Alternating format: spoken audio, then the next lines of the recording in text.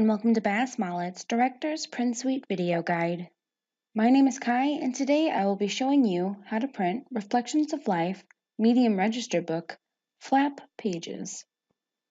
To start off, we'll select our product on the left-hand side, and underneath our Layouts drop-down, we'll select Medium Flap.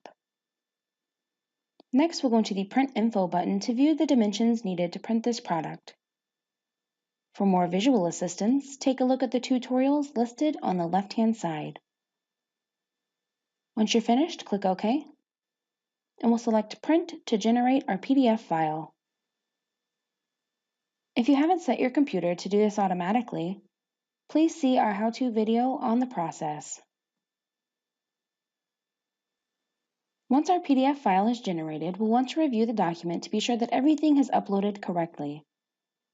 Once you're satisfied with the results, go to File, Print, and we'll begin changing our printer settings.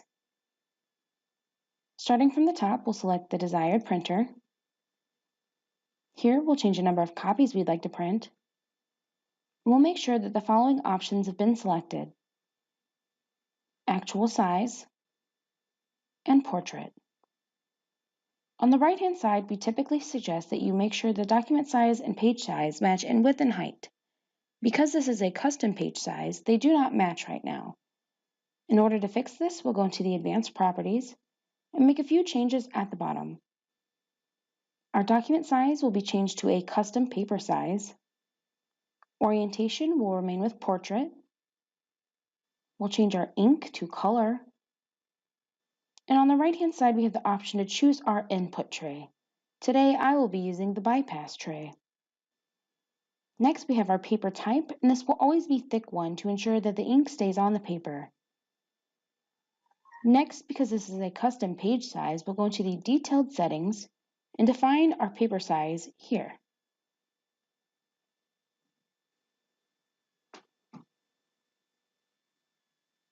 This is a 9 3/4 by 9 1/2 template, so we'll put the width and height here and click OK. And at this point, you can register your current settings by naming your one-click preset here and clicking OK. Once you've done this, an icon will appear in your one-click presets.